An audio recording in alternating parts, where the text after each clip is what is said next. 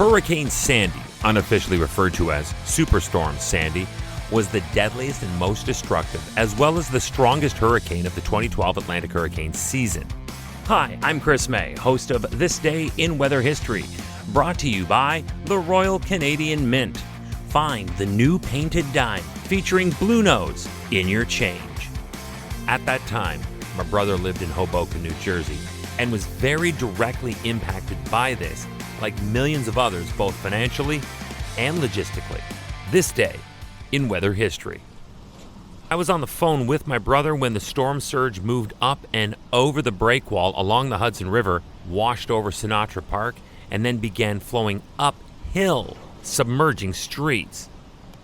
Hurricane Sandy did not look like much when it was churning and developing, but it had a hidden agenda. In the end, and after all the chaos that ensued, the storm inflicted nearly $70 billion in 2012 USD in damage and killed 233 people across 8 countries, from the Caribbean to Canada.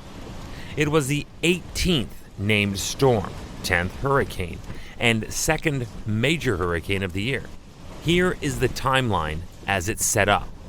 Then, on the 29th of this month, we will conclude our story with its eventual landfall on the United States.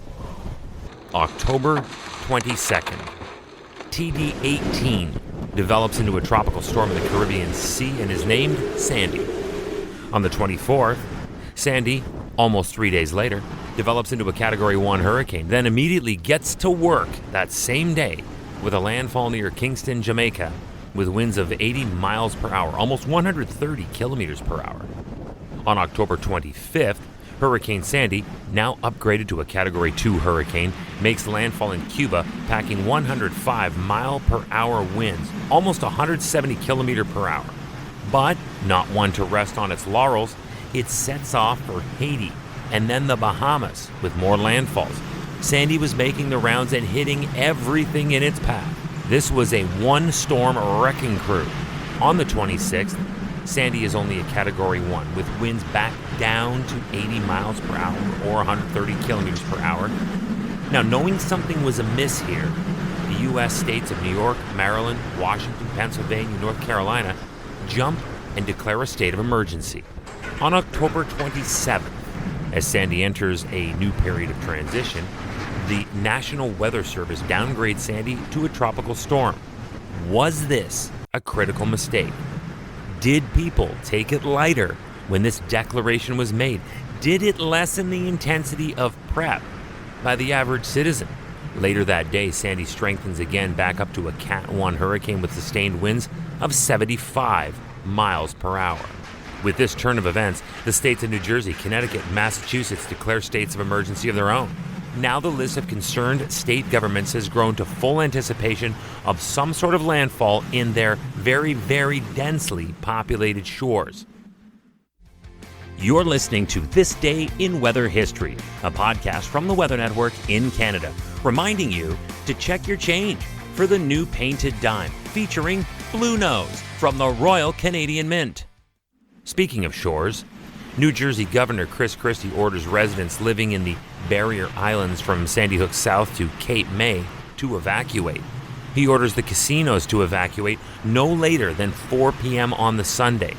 Their commuter train system, the Amtrak, cancels all its scheduled runs that originate or end in any of the East Coast stations that are in the declaration of emergency zones. October 28th. Rail prep and cancellations continue the next day when New York's MTA suspends all subway and commuter rail and bus service after the post-work rush on this day. New York Governor Andrew Cuomo instructs the Army and Air National Guard members to get into position and in a ready state to mobilize in the event of public panic or evacuation.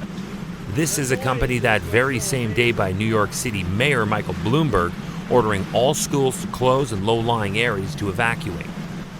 We need a word from the White House now, and it came when President Barack Obama declares a state of emergency for Connecticut, Washington, Delaware, Maryland, Massachusetts, New York, and Rhode Island.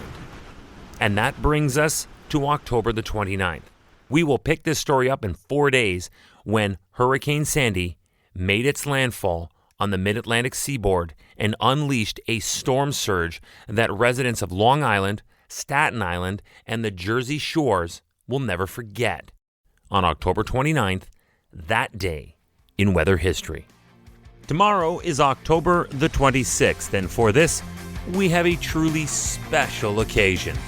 We're going to be talking about the most famous ship in Canadian history, the Blue Nose Schooner, a fishing vessel, but also a racing legend.